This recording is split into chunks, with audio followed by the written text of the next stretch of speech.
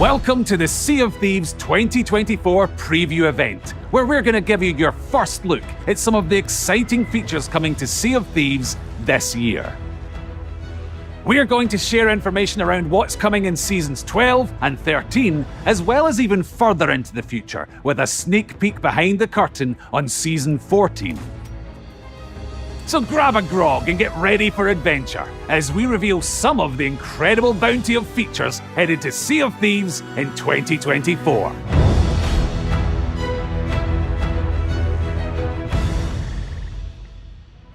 Sea of Thieves is a pirate sandbox adventure game where players create those stories together. And in the world of Sea of Thieves, there are tools and items that may seem simple on the surface, but when they're in the hands of real players who are playing in their own way and bringing their creativity, it really showcases that the sandbox is more than the sum of its parts as it creates these memorable stories. This year, in 2024, our focus is on giving you more tools, more possibilities, and with that freedom out on the waves, give you the possibilities to have these amazing moments and really changing up the core moment-to-moment gameplay of the sandbox.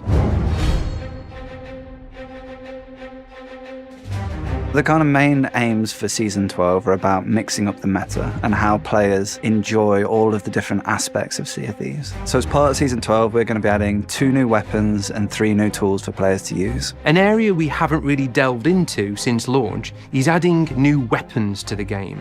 New weapons that give you new tactical choices and strategies out there on your adventures.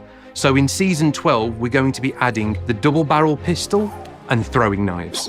The double-barrel flintlock is a new type of pistol weapon where you can fire 2 shots individually before you need to reload, or you can charge them together and release them at once for a more powerful shot. We wanted to kind of create this new weapon archetype that's a bit shorter range, but a faster fire rate, but perhaps not as powerful or damaging as the flintlock pistol. But then it has those kind of blunderbuss-like qualities as well, where you can do the charge shot to release 2 pellets at the same time. Accompanying that double-barrel flintlock with another weapon like the cutlass, for example, for a finishing blow can lead to a fast time to kill for a player to be able to quickly take down a target. Season 12 also brings in the throwing knives as a weapon. Now, these can be used as a melee item. They have a light and a heavy melee action, but they can also be thrown and used at range as well. You can use it to kind of like stab players with like a quick attack, but that doesn't do much damage. Or you can charge it to like pull it into this kind of more dangerous stabbing motion. That'll slow the player's movement down and give this like really high damage attack for if you like sneak up behind players.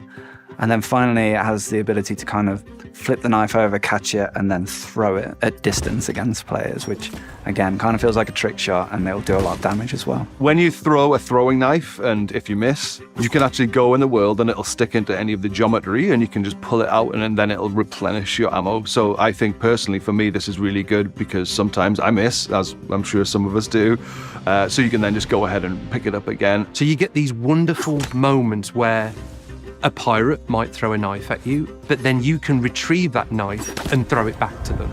So it'll really mix up the kind of combat scenarios you can expect out in the world and when boarding other ships.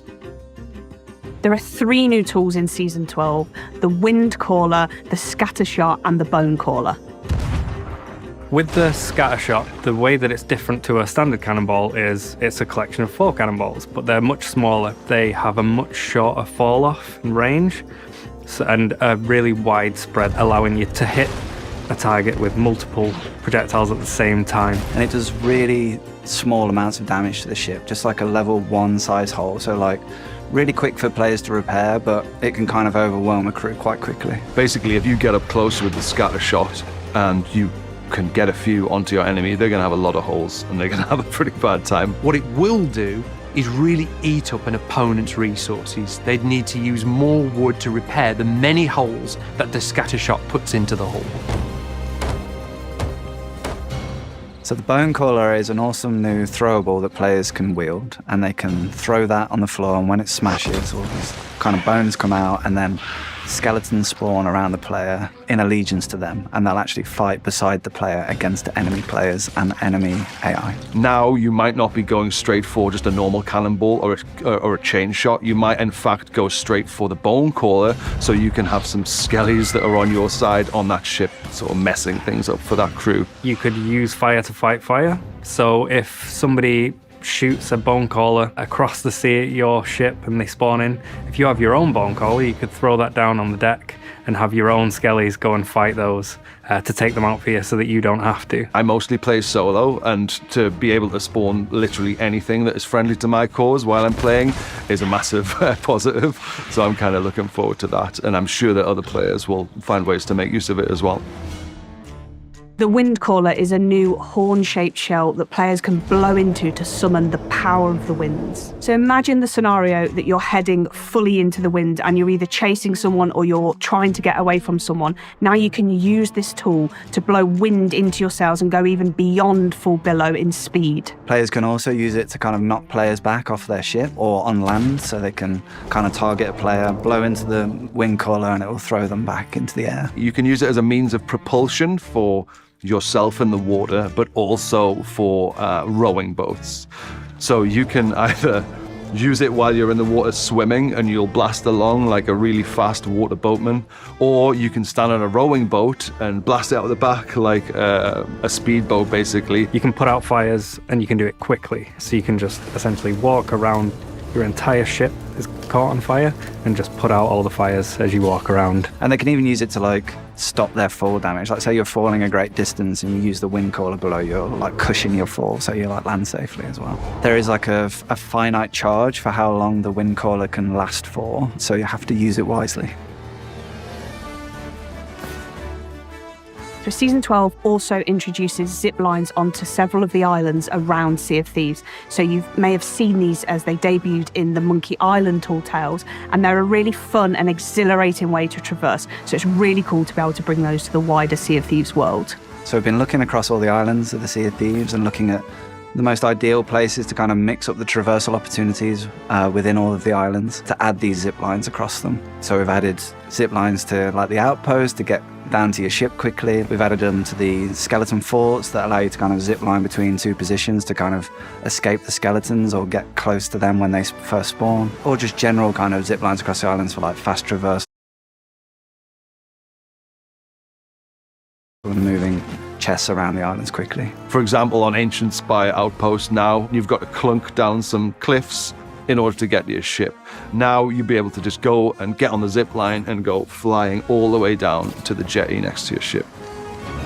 So alongside adding completely brand new tools to the Sea of Thieves sandbox, there's also the opportunity for us to go back and add completely brand new functionality to existing tools. So another cool new feature that we're adding for Season 12 is the ability to balance on harpoon lines. So you can shoot that harpoon line at another ship or another island and then jump onto it and then like balance across. Depending on the angle in which you fire the harpoon, it'll either be like too steep to climb up it, but if you're on the other end, you can actually jump on the harpoon line and like slide down it really quickly back to your ship. We're really confident this will lead to some really inventive player boarding tactics out there in the sandbox, as well as giving you new ways to traverse the islands. With all this that we're adding in Season 12, it gives players more opportunities to create those stories as we're really enriching the sandbox of every session.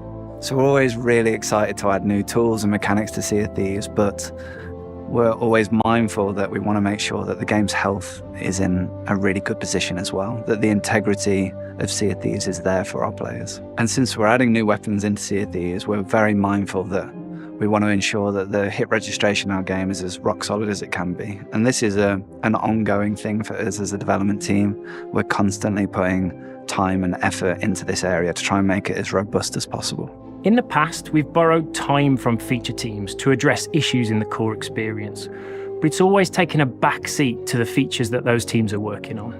In 2024, this is changing. We're securing a dedicated team to focus on the health of the game, bringing fixes and improvements to the things that matter most to our players as soon as they're ready as part of our regular monthly updates. This is going to be a key focus for the team this year. We want your Sea of Thieves experience to be the best that it can be. Adding new loadout choices as part of upcoming seasons shows our commitment to making encounters between players a more dynamic and fun experience. But crucially, this all has to operate on a stable combat system. We know that there's still plenty of work to do here, but this remains a top priority for our team.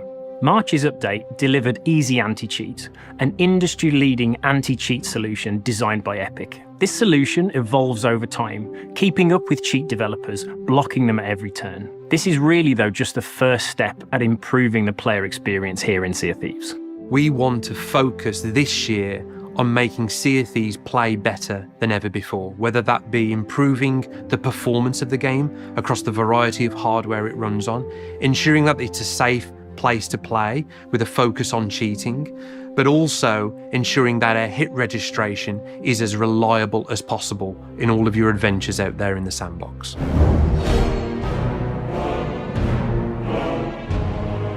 So Captain Flameheart has been a staple and important character of Sea of Thieves for many years, appearing in our novels and appearing in our many tall tales and expanded fiction. With Season 13, this brings the return of Captain Flameheart to the Sea of Thieves.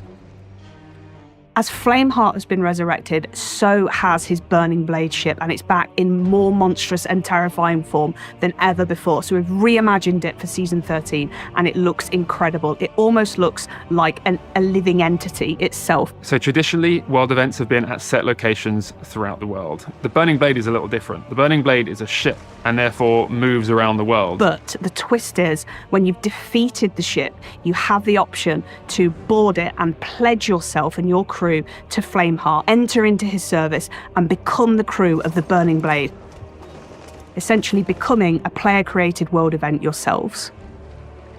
So obviously we have to go in big with this one. At a base, it is larger and more formidable than any ship we've seen on the waves. This ship has 10 cannons. It has a statue room dedicated to Flameheart at the back. It has a balcony where Flameheart likes to take in the view every morning with his coffee.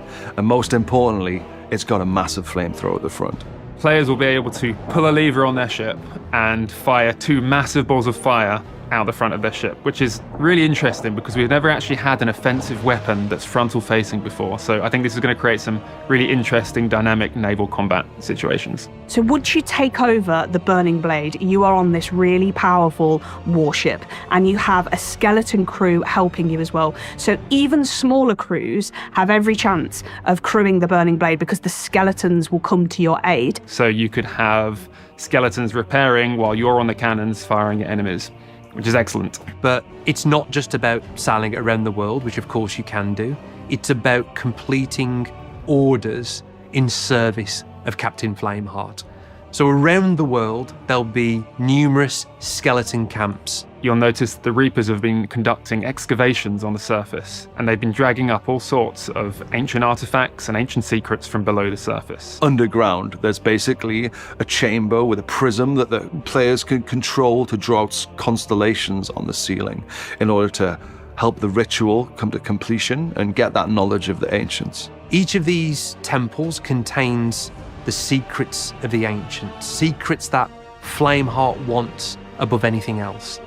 And as part of taking control of the ship, you'll be able to sail around the world, visit these ancient temples deep below these skeleton camps, engaging new puzzle gameplay, discover treasures, but what you're really after is the Orb of Secrets, a new treasure artifact that Flameheart wants. Collecting these secrets will add tribute to the Burning Blade ship. The more tribute that you collect, the more value will be aboard the Burning Blade. But you will lose the Burning Blade if it sinks or when you choose to go and cash that tribute in to Flameheart. So it's really up to you how long you think you can hold on to it with that risk reward, because everybody in the world is going to be coming for you. They're going to know you're in there and know you've got high value. So it really becomes this dynamic player-created world event with players versus players in the sandbox. So even though you can visit these skeleton camps while in control of the Burning Blade, it's not only tightly wedded to that new gameplay.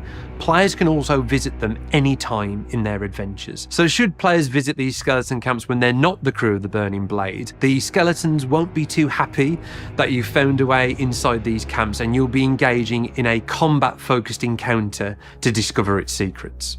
What's really exciting about Season 13 is the interplay of the features and the way that they'll bring players together and combine to create new stories. And whether you're the crew of the Burning Blade who wants to protect it, or everyone else who wants to take it down and steal that value, everything in Season 13 will bring you together.